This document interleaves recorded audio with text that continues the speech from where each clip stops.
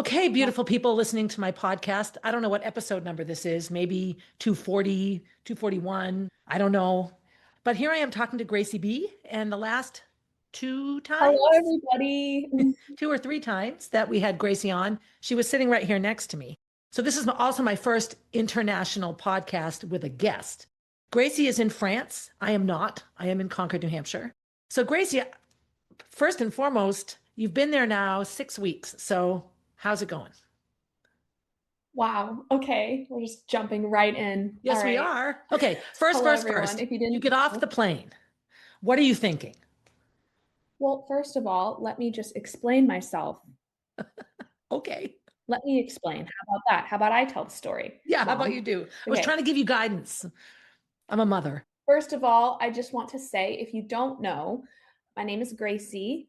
I'm Barb's daughter, Molly's sister, and I'm currently on a contract with Disneyland Paris living in France.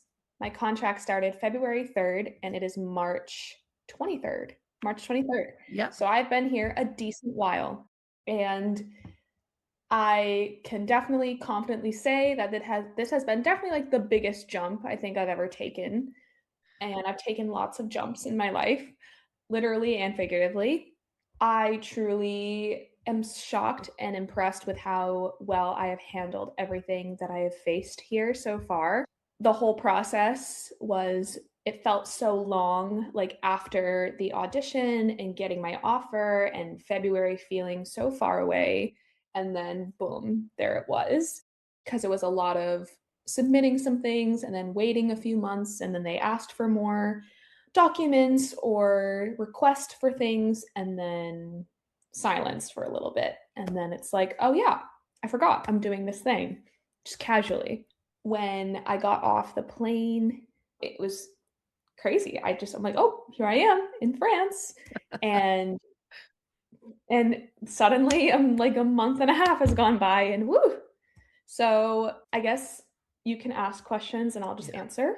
And if anyone has any more questions and want to know more, feel free to comment below, of course. Yeah, yeah, absolutely. So, the three biggest differences between living in France and living in the United States. So, you've lived in New Hampshire, you've lived in Florida. So, there's some cultural differences there. It's not like you only have one perspective of America, but America's America, Europe is Europe, France is France. So, if you could choose, two or three things that are completely different or that you noticed right away as different, what would they be?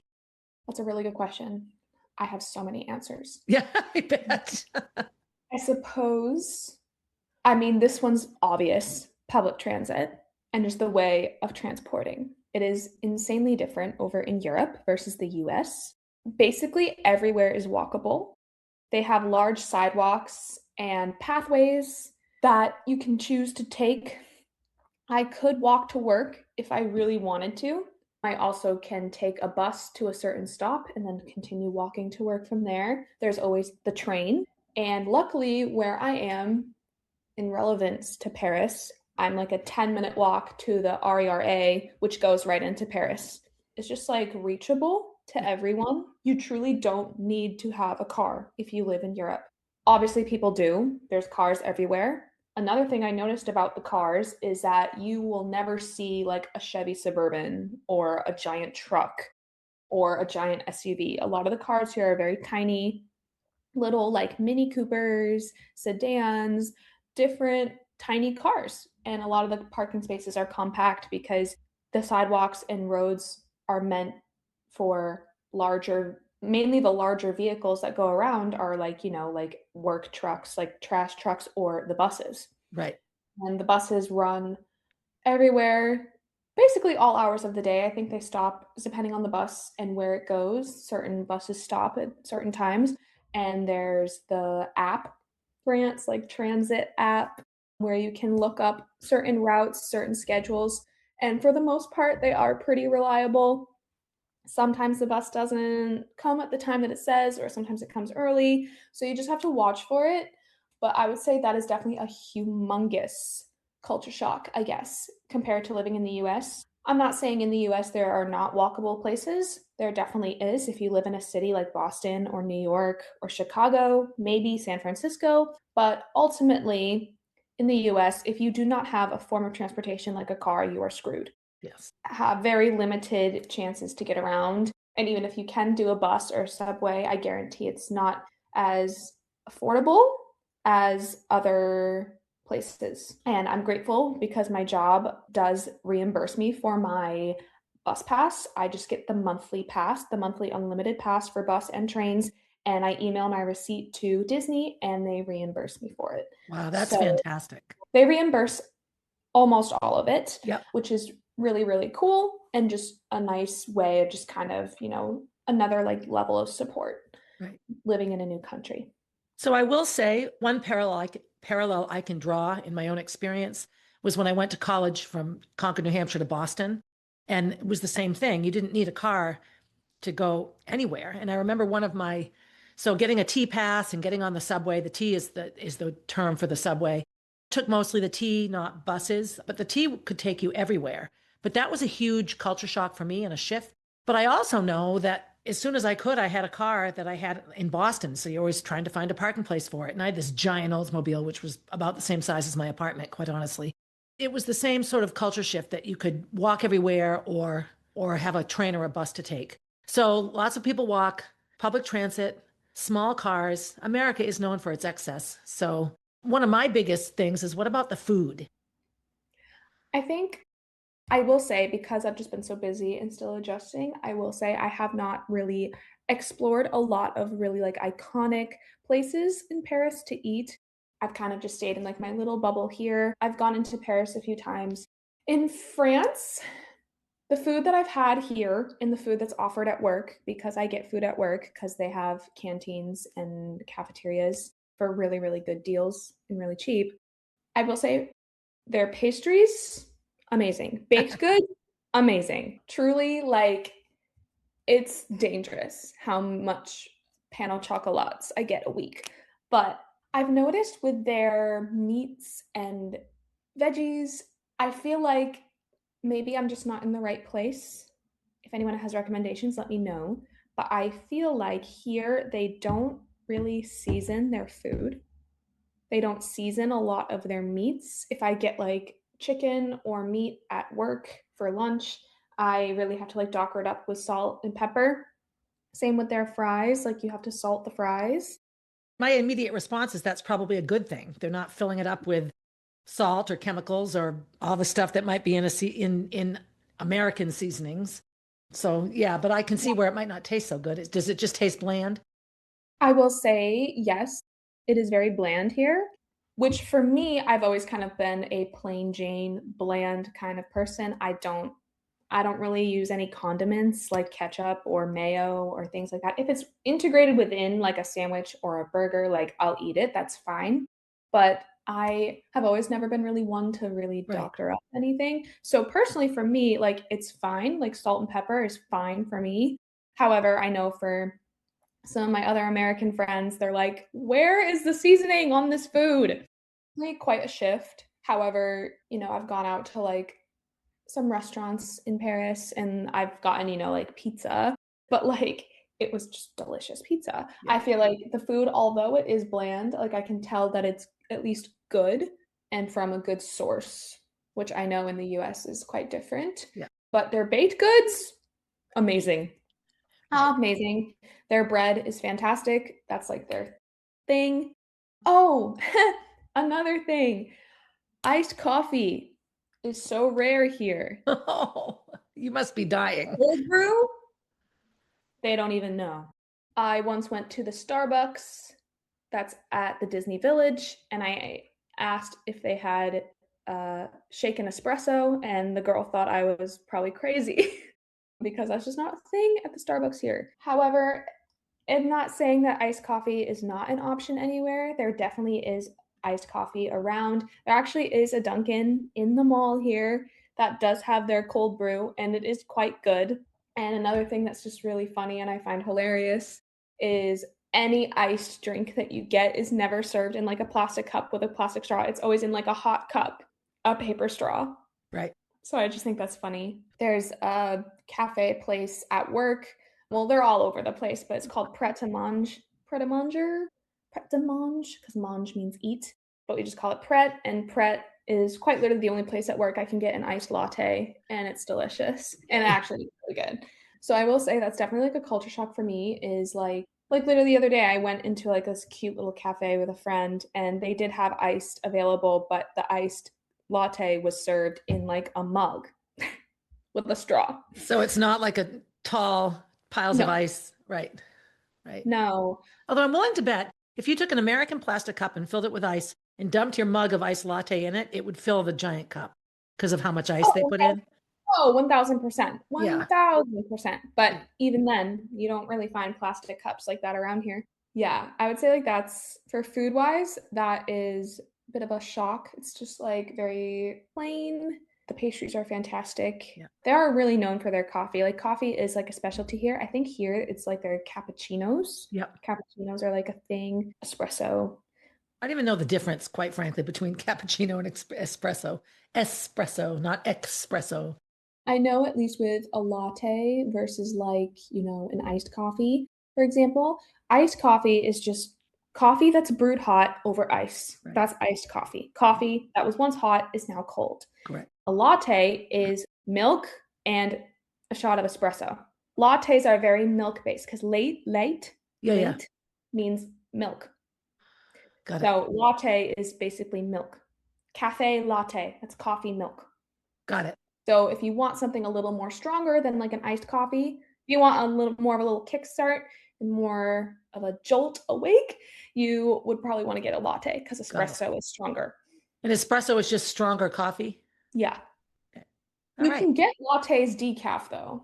I don't know. I'm not a barista. I'm not an expert. And Yeah. for any baristas watching or coffee experts Yeah. watching, Yeah. Yeah. What do we know? correct me if I'm wrong, but You just know what you like to drink. yeah, you just kind of find what you like to drink. And like macchiatos, for example, is espresso and like a splash of like steamed milk on the top. So macchiatos are more espresso based than milk Right. based lattes. Wow. Okay. I'll have to practice my coffee ordering before I arrive. And macchiatos are different over here. They're like really tiny because they're basically like espresso shots kind of with Yeah. milk on the top. So if you order like a macchiato, expect maybe like a small cup. Yeah. Because you're like, what? Oh, no wonder that was like so cheap because So I it's remember not. years ago when I went to Switzerland and we'd go to breakfast, and in America, you get this giant farmer's breakfast with bacon and sausage and eggs and pancakes and everything else. I don't even think you ordered breakfast. They just brought you breakfast. And, at the hotel restaurant that I was at, and it was just the smallest thing. It was this teeny little coffee, which had plenty of caffeine, by the way, some fruit and a pastry. That was it. And I just thought like, oh my God, and some cheese. I think there might have been cheese in there. But that it seemed the portions just seemed so much smaller. Is that consistent now, or are the portions about the same? I would say yes. I would say I haven't gone out to breakfast or like gone out enough, I feel like, to really confidently say yes. But even the restaurants near in the Disney area, the Disney Village, they have this restaurant called the Sports Bar. They have a variety of things on the menu, like definitely American based kind of food Yeah. cuisine. They have these really good ribs. But even then, like I would say yes, like the portions are like quite small and like they're enough where you're full. And like definitely I feel like the ribs in America would be like probably twice the size that they are here. Right. And I think here for the baby back ribs at the sports bar you get like maybe like three or four like little ones. Yep. Probably in the US it'd be like Yeah. giant Rack ones. of ribs. Yeah. Yeah. When we go to Ford's Garage and you get these massive servings of food, it's like, how do you eat all this? And you don't eat all of it. You either send it back and it gets thrown away, or you take it home and then don't eat it. We have a fridge Or full you of feel, or leftovers. you feel obligated to Eat it. eat it all, Yeah. and then you're uncomfortable Right. and you've eaten way more than you probably should. Yeah. So I'd say yes. I feel like that definitely resonates here. Portions are reasonable, and I'm always satisfied at least. Yeah. Yeah. What's it like working at Walt Disney World in Orlando versus Disneyland Paris in suburban Paris? Well, first of all, I still work for Disney, so I don't speak for the company. Oh, right. Of course. Of But course. personally, just my personal opinion, I'm not speaking bad. Disney's a great company to work for. I would say Disneyland Paris is quite smaller than Walt Disney World in general. The Walt Disney World Resort is huge, and They have a lot to maintain over there. And I feel like here it's a little bit smaller. I mean, getting to work in Orlando was also quite simple, depending on where you were. Like, there's so many different entrances to the Walt Disney World property. In here, it's also quite simple. Literally out my window, I see the balloon from the Disney Village, the hot air balloon. So I feel like for both areas, I fortunately did live quite close, except the only difference, right? The main difference is no I-4 traffic, which is great. Yay! Which is an No, Orlando issue, not a if Disney issue. you if you know about Orlando, you know about I-4 and you just know. It's really cool experiencing multiple resorts. I work with people who have worked in Disneyland. I work with people who have done cruise line. I've worked in people who've done contracts in Tokyo. So it seems like everyone tries different parks when they get the opportunity to. Yeah, yeah, I would say that because of French work laws, it is a much more like reasonable work day, right. and you get a lot of downtime. Like my lunch break's like 2 hours. Well, that's Siestaville right there. That's European in culture, very much so. Anytime I've been to Europe, the middle of the day, everything just sort of stops. A store will be open from, let's say, like 8 a.m. to like 1 p.m. And then from like 1 to 2, they're closed, or 1 to 3, they're closed, and they Yes, open back up from yes, like 3 to 5. right, right. So And that that's is your really time to good. rest, to eat or rest and just recharge. It's so Mhm. different. It's such a different mindset. You know, it's funny. You're very, very protective of Disney, which makes good sense because you're an employee there. But so far, most of the differences have nothing to do with Disney as a company. It's where they exist. Disney in Orlando is going to follow American work laws, is going to maximize profits that way, is going to run their business in a way that fits in America, whereas France will do the same thing. I imagine Disneyland Tokyo might be quite different as well because they're going to follow those culture and labor laws and things like that. Yeah. So, wow. Yeah, so I would say the company as a whole, I mean, it is still Disney Yep, and they have, rules and philosophies, and it's quite similar here. Why would it be different anywhere else? correct. It's just in France. And with France, yeah, like I like that even though it's an American company, because it's in France, the French has their work laws and Right. has their own mindset on work. And another thing here is people go on strike all the time. Wow. I remember I heard about, you can probably look this up, literally like a week or two before my contract started, the whole custodial staff at Disneyland Paris didn't clean up the park for the whole day. They were on strike. Wow. Was it like Yep. to make more money or different hours? I'm not 100% sure. I think maybe they just were not getting paid enough, Yeah. or maybe people were getting less than they were promised. So that's another thing here where I feel like it's different than the US. I feel like the US, like, I don't know if people are just too chicken to strike, or maybe it's just not in the culture to go on strike. Maybe people are too afraid of what it would cost to go on strike in America. In Europe, going on strike is a very common thing, not even just in France. I had some friends that recently went to Brussels, Belgium. There was trash all over the streets because the trash collectors were doing a 3-day strike. Yeah. Biggest answer, not to be the know-it-all mom with the answers for everything, but I am. In America, politics infiltrates life in a way that it doesn't in other countries. France, especially, is known for its separation of your political and religious views from day to day life. So the two have nothing to do with one another. In Mhm. America, you have political parties, Democrat, Republican, Independent, Libertarian, whatever. And then you have union versus non union. So a huge piece of striking, going on strike here, is connected to unions. And being in a union or not being in a union is incredibly divisive and political. The lack of safety comes from you're not allowed to go on strike unless the union approves the strike. And the union one approves the strike depending on the politics at the time. Do we have a Republican president or a Democratic president? So the short answer is we're very stuck in America through political power and all the, in my opinion, corruption that goes into that.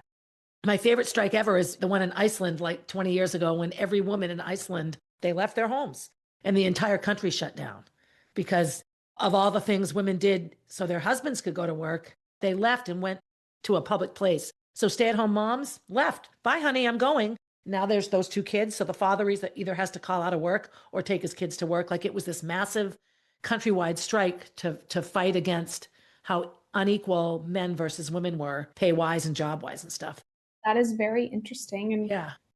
So I would say like work-life balance here in general is just a very big culture shock. I talk to, my coworkers and people that live here or have worked in Disneyland Paris for a bit, and I explain, what a work day like for me was back in Orlando, and they would just be so shocked because Yeah. I did a lot during the day that I don't here, Yep. yet I'm doing the same job. Yeah. It's just really, really interesting to just I was thinking about this earlier. I think everyone should live abroad at least once or have an experience living abroad Yes. because I think especially with Americans, and granted, I am proud to be an American. I am proud to be apart from America. There's a lot of really beautiful, beautiful places from America. And I think ultimately how our original, philosophies and idea of just being like, a free country and whatever, unfortunately kind of has been lost in the Yeah. last decade. Yes. But I think ultimately, like, I feel like diversity and Yep. just different cultures in general is just such a blessing, and it's really, really amazing to just see how different people live. Like, we're all human, we're all on the same planet, but it's just crazy on different areas of the planet how humans go about things. And I try my best to speak French and try to learn the language. Yep. And, I always every time I go into a store, I always say, like, "Bonjour," and every time I leave the store, even if I don't buy anything, I say, like, "Merci beaucoup," like, "Bonne journée." Just, like, the basic, like, respect of the culture. Yeah. It's really not that hard either. And I think sometimes people can get so caught up in their own Right. ego Bubble. and stuff. I think it's really, really amazing that I get to experience this and live in a different culture and see Yes. how other people think and how other people go about their day, and I think it's really beautiful that people get to do that, and I'm really, really grateful that I landed this opportunity, and I think everyone should go live abroad or go visit somewhere abroad, maybe when it's safe to Right. Right. travel, but that's kind of my 2 cents on that. Nice. So French. You and I speak ein bisschen Deutsch on the subject of language. So when you're out and about and you hear people talking in the background and you're on a train and the conductor comes on and speaks, all of that's in French. Mhm. So was that a culture shock initially just to be surrounded by a language you didn't understand? I mean, like, yeah, like, obviously, I'm moving to France. I expected primarily everything to be in French. When you go into kind of the mall area where it's like I live in a very like touristy area. So I would say probably like near where I'm at most of the time, there is like some things like also in English. Yeah. Like if there's a sign of something in French, sometimes the English translation will be right underneath Yeah. and it's fine. But, if I go to, like, a little, like, cafe or a store, primarily everything is in French. Yeah. That would make sense. And if I really need help with something or if the salesperson tries to talk to me, I say, like, like, "Bonjour," and then I'll say, like, "Parlez-vous anglais?" Like, "Do you speak English?" And sometimes they'll go right to English or sometimes they'll just say, like, a little bit.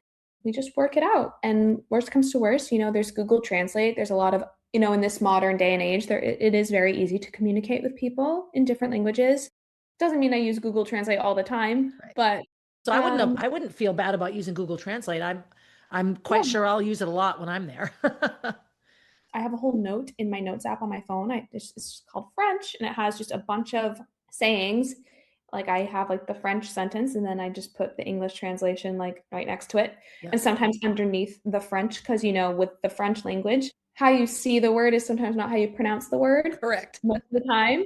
So I'll have like the way I like want to say it underneath it, like in parentheses, Yeah. and then that's just something I kind of go through every day, like just to really get the pronunciation. Yep.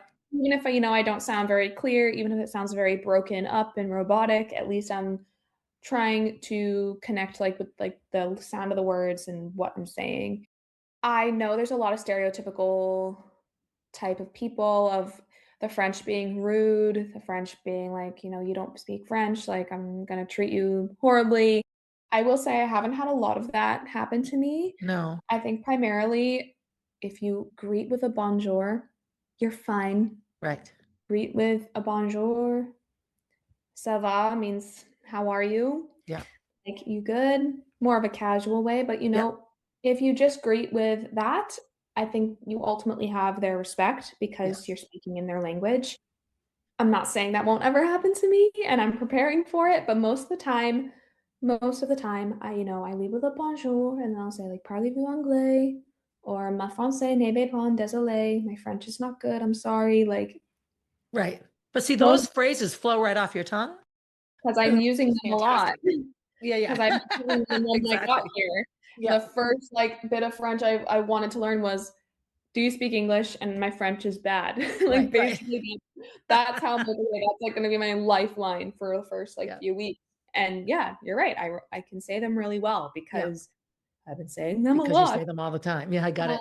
and work has been great because they told me like you were not required to learn French for this role, and I get kind of in my head and like feeling like maybe I should have like I don't know like part of me's like well I'm required to know things and speak French a little bit, but it wasn't required. So in my head I'm like why was I even hired like like whatever. Sometimes I'll get really in my head, but luckily work has been really really great and just even like the people at work, like my trainers, my colleagues, I think they like how passionate the English speakers that they hired like want to learn the language. Right, right, I'll say like, like, is this the right way to say this phrase? Or is this like, what's the way, how do you say like this in French? And they are willing to help, which is really, really awesome. I yeah, think that's another, I guess, like difference I've so far between like the people at Walt Disney World versus the people here in Disneyland Paris. I feel like it's not so divided, if that makes sense. no, Like, it I don't does. know. Like, I feel like, oh, if you're in this kind of bubble of like in this department, you don't talk to people that do this department. Like, it's very divided over at Disney World, at least in my experience. But I feel like here, I think maybe because the cast in general is just smaller, because it's a Right, smaller resort, everyone is really helpful and kind to everyone. So far, at least, that's been like a really awesome difference. And every workplace has like its troubles. I'm not saying it's perfect right. in by all means, but so far, I feel like just in general, I feel very supported at work. Not saying that I didn't feel supported at Disney World. Everyone was great and I do not regret my experience at Disney World, but it's just really cool to, kind of see other perspectives and Right, things. right, right. Wow. How about the park itself?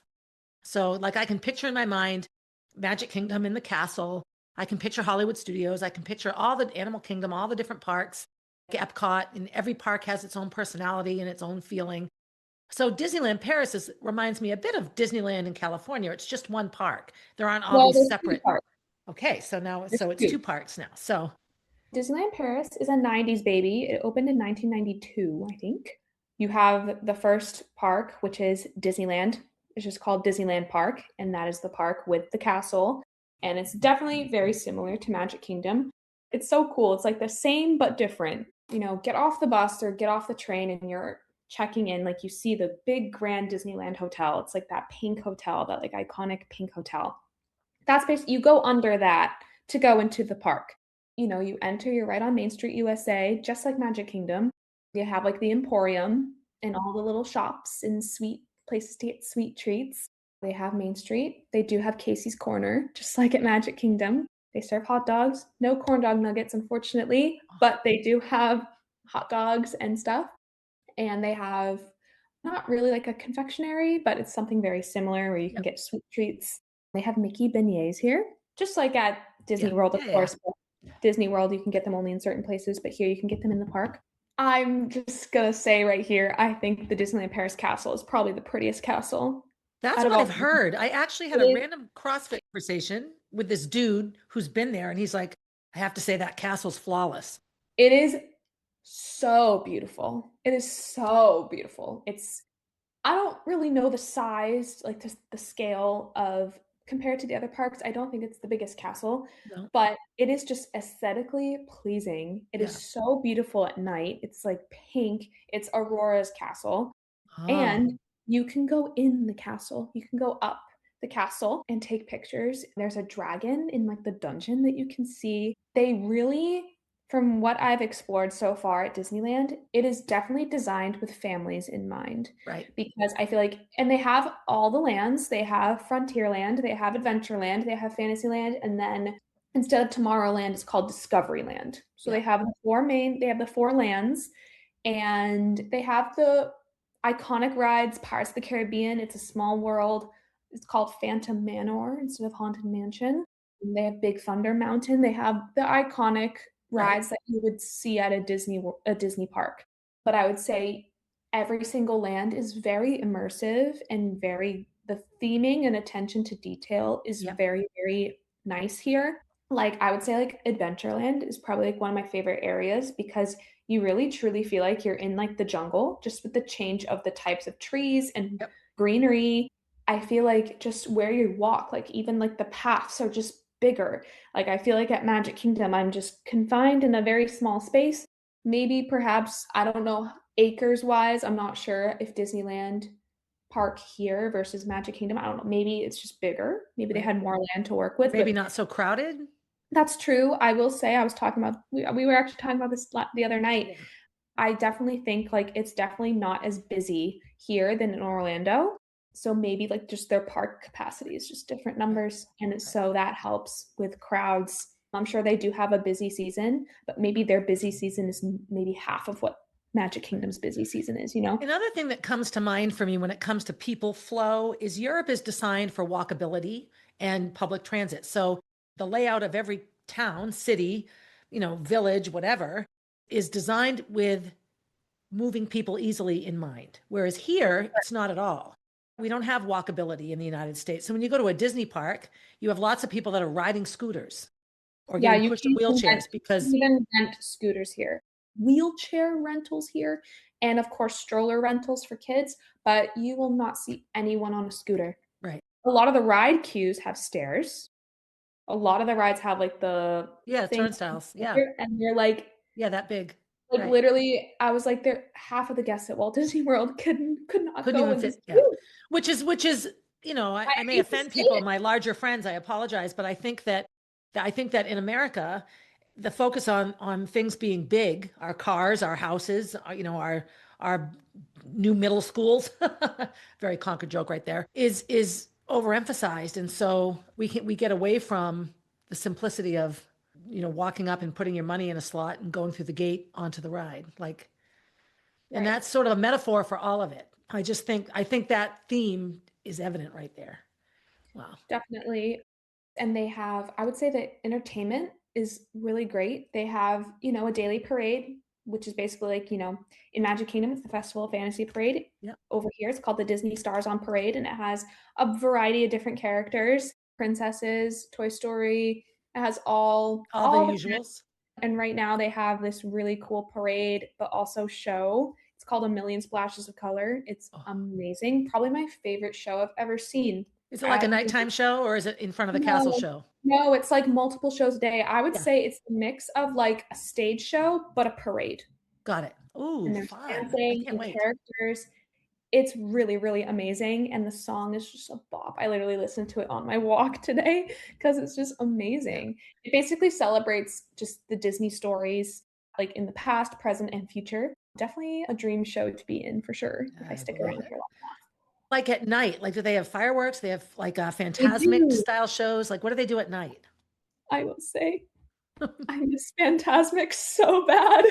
They don't have any show like that here. And even coworkers and trainers that I've met here that have been to the Disney parks, this one trainer friend of mine, he is the best. Yeah. He's not like a nighttime show kind of guy. And he was with his friends at Walt Disney World and they were like, we're going to go see Phantasmic. He's like, okay, like, all right. And he's like, that was the best show I've ever Yeah, seen. yeah. And that was at Walt Disney World. So Disneyland Paris, they are known for their drones. They have like drone shows. Oh yeah, yeah. So much better Like than fireworks, really. it is quite cool, and they do have fireworks. I actually have not even seen the fireworks show yet, so I need to go do that eventually to really compare. It is a really, really, really awesome time to be in Disneyland Paris right now because their other park, which was initially called the Walt Disney Studios Park, which was very much similar vibe to Hollywood Studios and California Adventure at Disneyland Yeah. in California. Definitely like Hollywood kind of vibes, but Yeah. they also have their Avengers campus and they have a small little Toy Story area. Lots of shows. They have equity shows like Mickey and the Magician. They just opened together like a Pixar celebration. They have like a Pixar show. They have the Hollywood Tower of Terror there.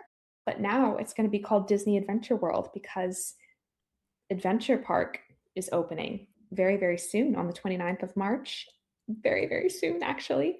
So that will include, that's a big expansion into the park. That's where their World of Frozen is going to be. They have a Rapunzel ride that will be there. You can, a bunch of different character experiences. They have the new Regal View restaurant. It's Wow. princess dining. It is quite a like monumental time to be here because I will be experiencing and helping opening a new land. They changed their name. The Okay. park, even on the app, when you go Wow. I between the didn't realize it was a whole like transformation of an entire park. so it'll be a lot of change. But the rest of the Disney Studios park will be very much the same. It'll Yeah. still have Marvel like Adventures Campus. It'll just be an addition, an expansion to the park, which is what I think. I think it's smart for them to change the name because obviously it's not technically all about Disney Studios anymore. That is Right. what Disney's Hollywood Studios should do back at Disney World because it is not at all about Hollywood and movie making anymore. No, not at all. They should That's have a where different name or they should they need to stick to the theme. I think it's beyond that. Once they took away the great movie ride, that's when I knew it was over. Yeah, I know. Yeah. It's Weird. just change. And, anything I learned about Walt Disney and his mindset is that his projects were never over. He Right. always wanted to work on something new. Yep. Once a project was finished, another one was starting. As sad as to see these things go, Walt would never want things to stay the same for a long Correct. I time. would agree. That's a good way to look at it, Gracie. And we can also get very stuck. I know sometimes I get stuck on not wanting things to change just across my life. I think we all get that way. Something is safe. Definitely. We're comfortable. Yes, exactly. Exactly. So change can be tricky for a lot of people. That quote, it always comes up everywhere for me. It's like change is scary, but so is staying the same. Right. Ah, I like it. I like Yeah. it.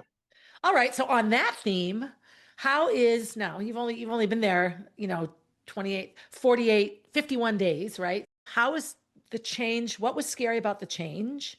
And now that you're different, how do you feel good about it? So change is scary. You get on a plane, you go to France, right? And all the things leading up to that. But staying the same is also scary. Just living in your room upstairs and staying in Concord for the rest of your life. That's No, the thank worst you. nightmare, truly. Exactly. Exactly. Honestly, the Yeah, scariest don't part, come back because you get sucked in. 1 year turns into like 35. Here I am. But living on my own in Florida, like, definitely has helped in terms of me just being used to just kind of providing for myself, living on, like, my own technically, yeah, having, like, my own little space. It's not like that's new to me. Some of my coworkers, this is, like, their first job. right. This is their first experience out of high school, which granted, performing for Disney's always been my dream. Even if I did get this job at like freshly 18, I probably would have taken it, but also it would be a very different experience for me Exactly. because it would be my first time living out of the house. And now that you're there, so this is a sort of a continuation of the quote. What can you look back upon and realize I'm so glad I'm not staying the same? Does that make sense? I think in the last year, I definitely have learned a lot about people and relationships, and just looking back and realizing the environment that I was in was just not the healthiest. And I Right. think looking back now and just seeing, like, oh my gosh, like, imagine like just what packing up and physically going can do for you and Right. your mind. Right. Basically taking the leap. Yeah. Because I'm quite literally done with sitting in like disrespect and toxic environments. Right. And it's just like a matter of when you kind of decide, actually, I'm gonna not live that way anymore. Right. I'm gonna Right. go. Right. And sometimes you have to kind of make those decisions yourself, but other times opportunities come up like Yes. this one where you have the ability to go, and it's so scary. A lot of times, like what I've told people who I know that are like, were coming like a few weeks later after me, I was like, honestly, the waiting and the anticipation is truly the worst part. Oh, As that's true for anything. The Right. moment I landed in France, I'm just a relief Right. came over me. I'm like, Right. "Okay, I'm finally Right. here." Yep. Like, I Yep. have no choice but to Right. go forward. I'm not Exactly. trapped at home where I could be like, "Oh my gosh, should I just send an email being like, 'I'm Yes. not doing this anymore?'" Yes. Because I Yes. have no choice. I'm in France. I have to Yes. do this. I've made the leap. I know for me, the anticipation of an event is always because it's surrounded by the unknown. You don't know what's when you're worried about the flight, you don't know what's going to happen when you land. So all you are is afraid of all the possibilities of everything that could go wrong. Once you land, even when things go wrong, you have control over it. So it's not this big unknown, scary sort of thing. And honestly, ultimately, social media and connecting with others who started the same time as me really truly helped. If I Yes. didn't know anybody else going into Yeah. this, I think I'd have a very different experience. Yes. I think just with the help of connecting with others and the already experience of living out of home and being kind of on my own Yeah. has definitely helped me settle more. I think I've just kind of reached a point maybe in my, like, adulthood where, like, change is maybe easier for me because I've taken so many leaps and taken so many experiences. You Right. know, I've always just been a homebody. I went to college at home. I Yeah. didn't have the dorm room, going away for school experience like everyone else did. Right. And, you know, part of me is thinking, "Oh, like, maybe I should have had that experience," but ultimately I did what I could at the time Right. and did what I could. Right. I knew my limits, not that I necessarily didn't take as far as leaps as, like, you know, living out of home. Your DCP, I remember dropping you off and driving away, and it was the first time I'd left you anywhere, other than maybe a 3-day overnight camp or something, like feeling I remember Jack was a baby and feeling very emotional about it because I'd never dropped you off at college. Mhm. So I felt like I was dropping off at college, 2 years Right, after you would so have done that. essentially right, so essentially, like, that was kind of my experience, and I think it was, you know, a great thing for me to do, and I was able to do it at the time, Yeah. and, you know, that is where I was at, I Yeah. guess, Yep. and Exactly. at freshly Exactly. 18, I was definitely not there. You know, I think the fact that I even registered for community college in general is a leap Yes. and Oh, a given choice. where our lives were at that time, I would say you're Right, right. exactly. Yeah. So, ultimately, I think we are very pressured as young adults, at least where I'm at right now and every, like, people that I've graduated with, we're very, very pressured to take that leap so Yes. early into our, early adulthood, Yeah. where fresh out of high school, like, it's the first time where no one's telling you what to do. Yeah. You are on the steering wheel now, you Yeah. aren't just the passenger seat, Yeah. you have the wheel of your That's an life. overwhelming feeling.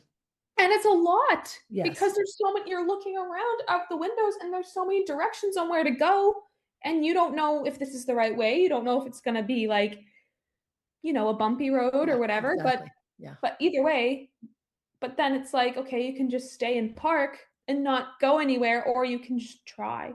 Yeah. And I think ultimately and I don't think any direction is really truly the wrong direction, it's just No, a matter I would of agree. I would about it. agree.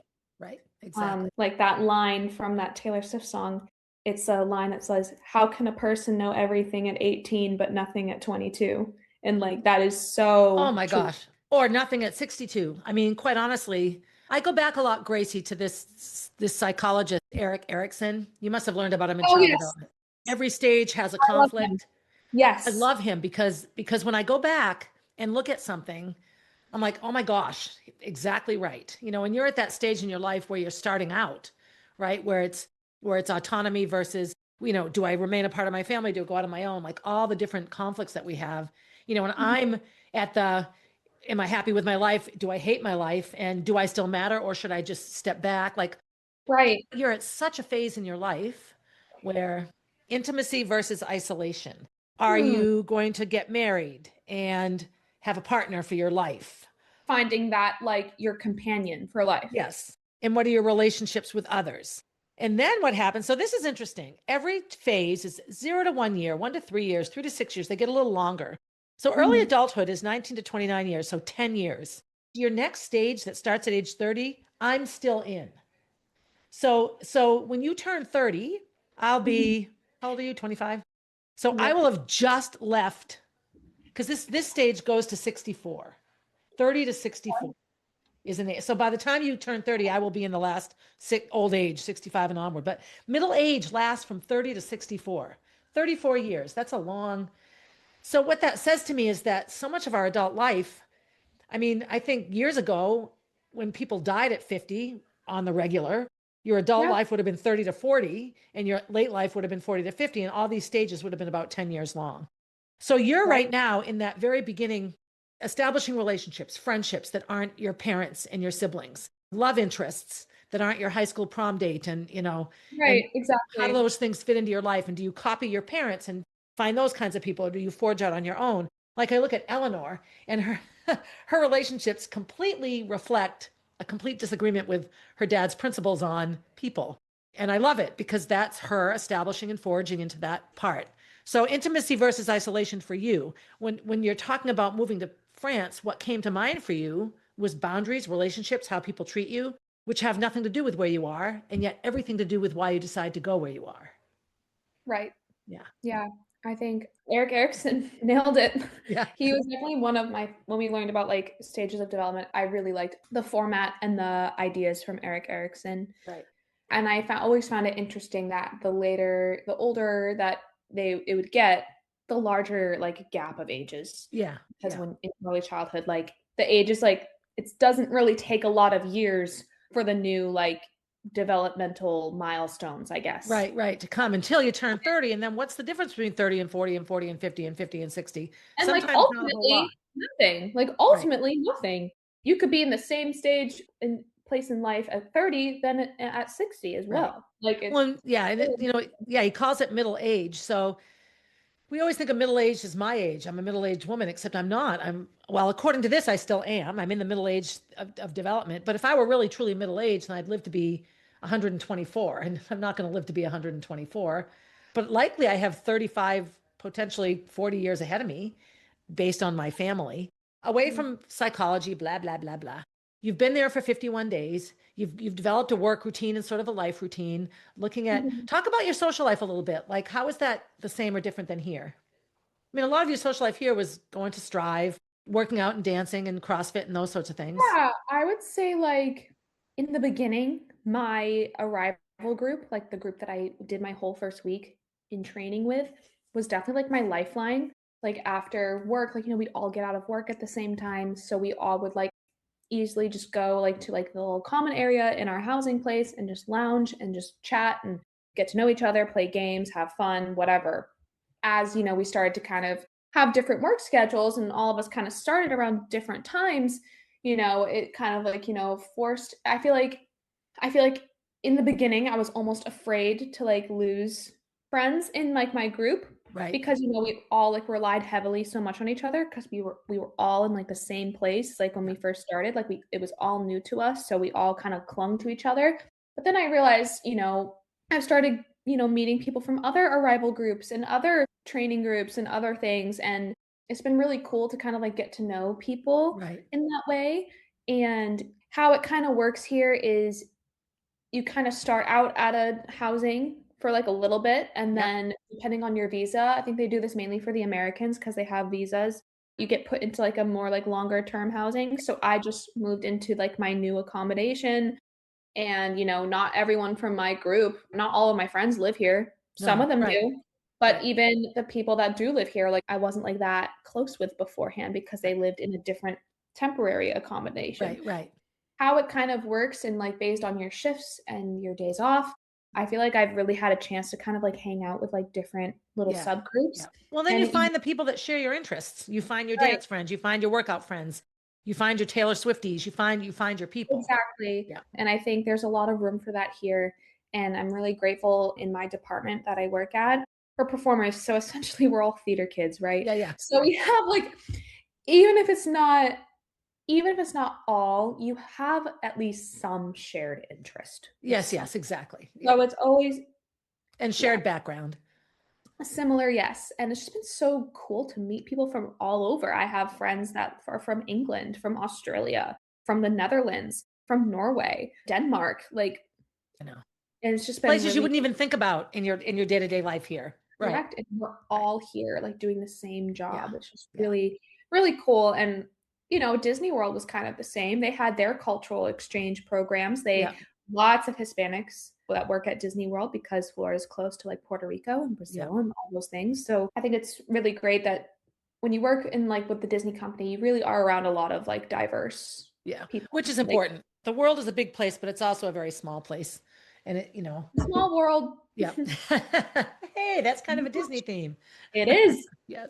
I would say like my social life, I feel like finding it a little bit, but I feel like the people that I've met and the people that I talk to, like I really have enjoyed a Yeah. lot. Yes. And, I have like my friend Brooke, she's like my fitness girly. We kind of like relate in that way. And then I Yeah. have my Swifty friends Yeah. or Yeah. it's been really, really nice. And I feel like I've always been the kind of person that never really had like one close, like certain group of friends. Right. I always had friends from different Yeah. different Yep. subgroups. Yep. Like Yep. in the cafeteria, I really could sit at any table. Yeah. Ultimately, the best way to be, it can feel lonely sometimes. You don't feel like you It have can. your table, but It better really to be can. yeah. But ultimately, there's that.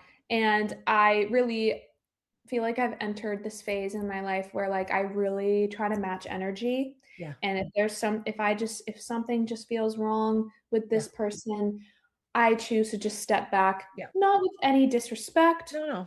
I don't wish them ill will. Their vibe and my vibe, we're just not on the same wavelength. Right. We just are not on the same wavelength. That's been like definitely like difficult for me just as like a people pleaser because I never want to hurt anyone's feelings. Right.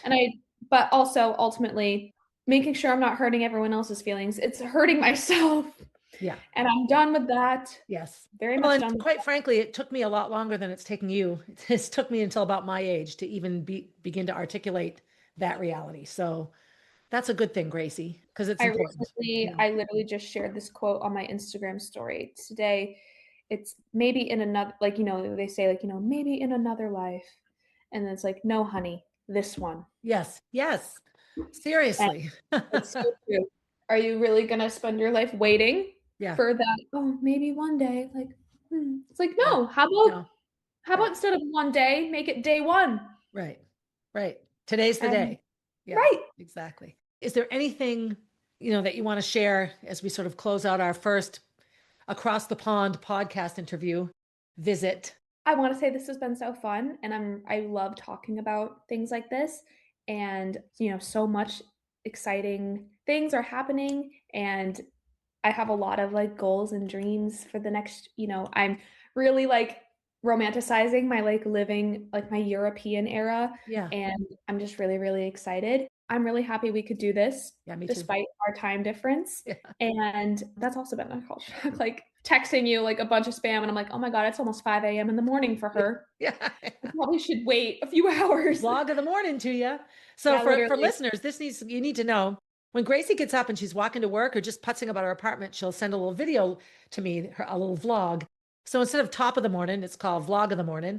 And so I love it because when I get up at 3 to pee, which I do all the time, she's been up. And so I can watch the vlog of the morning to you because it's like 8 or I 9 o'clock her definitely time. want to like utilize my TikTok more and kind of really shift into like maybe not try to be like an influencer, but by no means I don't expect to get a big following, but I really would love to like document and like do like daily like quick little videos, like Yeah, it'd be get worth it. You should. get ready with me or walk with me. So if you guys think I should do that, let me know. Yeah. I'll try to like cut the judgment out of my head and just post because Yeah, why not? exactly. So Exactly. yeah, but I would love to do another session soon Yeah. and see you all soon. And Yeah. don't forget to like and subscribe. Yeah. Well, Gracie, thank you for always being willing to come and chat with me here. It's not like a boomer thing or a New Year's Eve question and answer session, but any conversation with Oh, you this is a has good been thing. great. My Yeah. favorite types of podcasts to watch are literally just Conversations. Right. conversations and Yeah, I talking agree. I agree. and hearing different people's ideas. All right, beautiful people, be good to yourself. You heard her. Go Yes, for be good to walks, yourself. Go on watch a walk. podcasts, Go on a ask walk. questions. Yes, go get a sweet treat. You deserve it. I might actually go do that. I might go get a croissant. But After you're good to you, be good to someone else. Invite them to correct. Paris. It's so easy. It's so crazy. The energy you give out will come right back to That's you. right. So make sure it's good. That's right. And as Alrighty. always, have a good day, everybody. Have a good day. Hey, thanks for listening and supporting the podcast. Feel free to leave a review and share my stories with your friends. Please reach out with your own stories, as I love connecting with my listeners. If you would like to get to know Molly, head over to mollybfoundation.org to see what she is all about. If you want to see what I'm up to next, you can find me on Instagram at barb_444. On Facebook as Barb Higgins, and at my website, 1000tinysteps.com. And while you're there, sign up for my newsletter, a weekly way to find out what's up in the life of Barb Higgins.